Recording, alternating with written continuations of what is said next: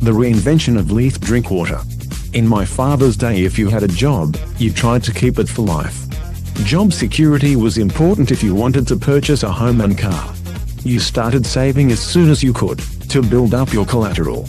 My first job was part-time while I was still at high school. It was on Saturday morning at the local supermarket. I was a mule, carrying people's shopping out to their car. I could not believe I got paid for doing this easy work. The money bought me skateboards, surfboards and clothes. I thought, for a kid, I was rich. In those days it was called a job. Careers were for professional people like doctors, lawyers, architects and engineers. Dad wanted me to be a lawyer, but I didn't want to be at school any longer, so at 17, I took up a cadetship with McPherson's, an ancient but respectable engineering supply company. I found myself back in school anyway, studying marketing, economics, business law, business operations and advertising procedure. As long as I passed my exams, the company paid for my education. 2 years later I left McPherson's and joined a small company called Pipeline Suppliers of Australia. For the next 11 years I climbed up the corporate ladder.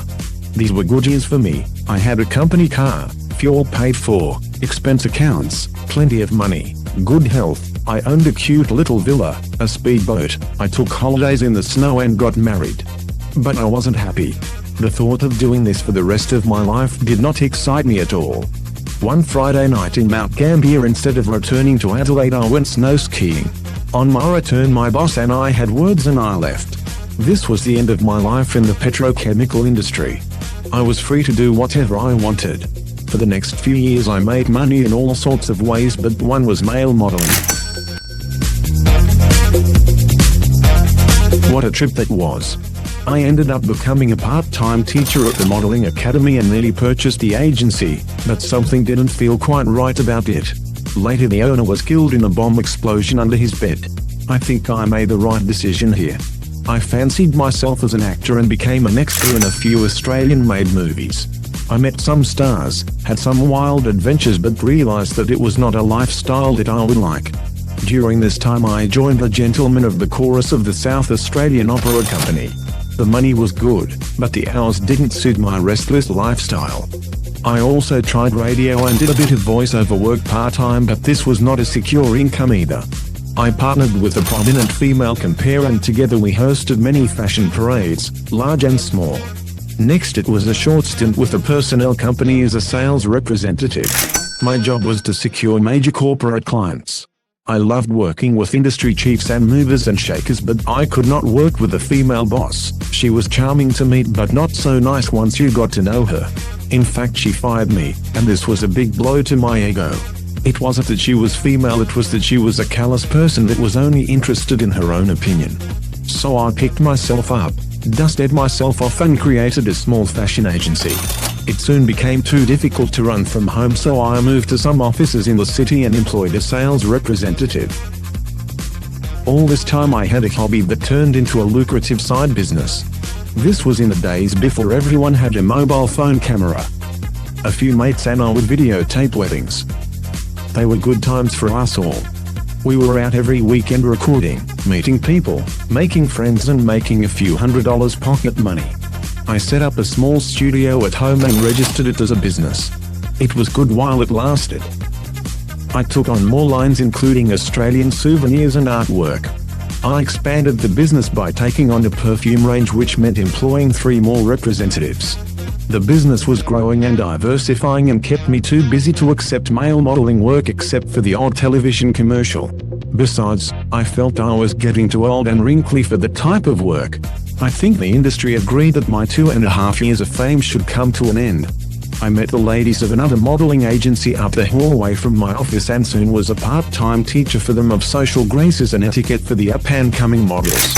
I didn't do this for the money, because the pay was pitiful, but it was great fun, especially the graduation dinners at the end of each course. I was always interested in computer and designed a database program for my agency. It worked well but required a lot of work for only a minimal return. I was faced with an opportunity to again purchase a fashion agency. One of the leading agents had died and his estate needed to clear the books. The deal seemed just too good to be true. It was. I dodged a bullet right at the last minute before signing my life away. I realized that my instincts for reading people were pretty good when it came to telling the truth. The fashion industry was fun but not satisfying for me, and so I looked to something a little more solid. I chose real estate. I went back to college to study land law. It wasn't that much different from business and contract law, so it was easy for me. I graduated fairly well and took up a manager's position in a seaside suburb. These were hard years for me. Yes, I did negotiate some large sales, but they were few and far between. Money became tight, and as hard as I tried, I just couldn't recover those heady days when money flowed in faster than I could spend it. After a series of deals collapsing all in a row, I was ready to quit. I learned that real estate agents work when people play. Most of my time was spent being out at night and working on the weekends. People were not happy. Some houses sold when someone died or got divorced. I got more than my share of these deals, and dealing with unhappy people was not what I thought I would be doing. Then dear old dad got sick, so I came to Queensland to be with him and mum. I stayed. During dad's illness, I took a contract with the local Shire Council, filling in for various key workers who were going on long service leave. It was varied and interesting work, but nothing more than a glorified clerk's job. I moonlighted for a few weeks with a small building company. I got work with a building company and sold the first luxury home in Noosa Waters. The money started to flow again. Dad didn't die as expected, in fact lived till he was 92, and so I put down serious roots in Noosa. A building consultant, dealing with happy people, brilliant climate, beautiful scenery and great surf. I couldn't be happier. I got an offer to become the international marketing manager for a screen printing company on the Sunshine Coast. Wow, this was an answer to prayer. I was given a company car and an opportunity to travel. I jumped at the chance.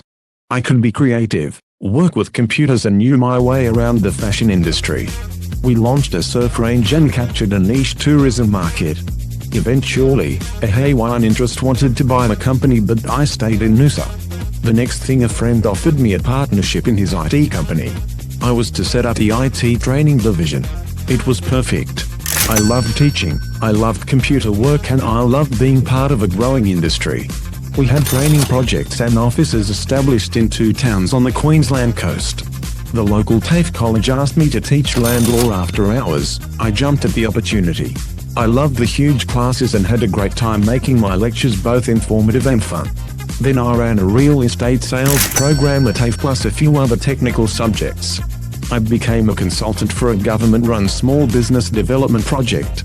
Other government training contracts were flowing in and our studios were busy.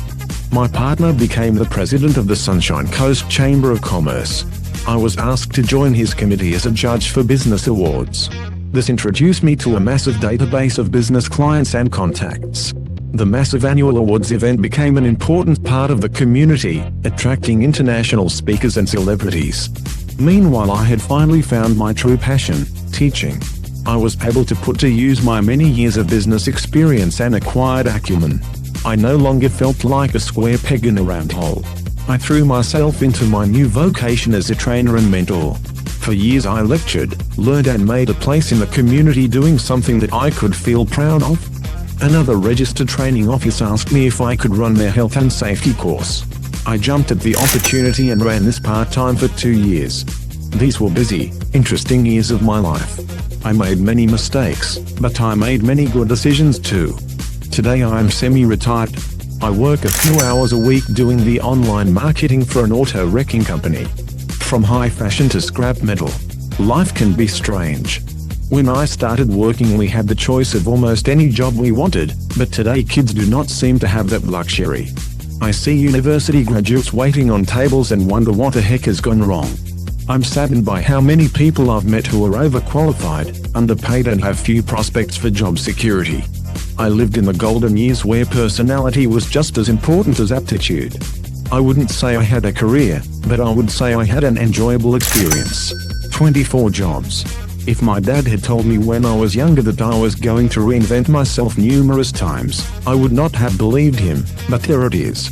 It is easy to be wise in hindsight, but the one thing I would say to people today is that momentum creates opportunity. Don't be paralyzed asking, what if? But rather ask, what's next?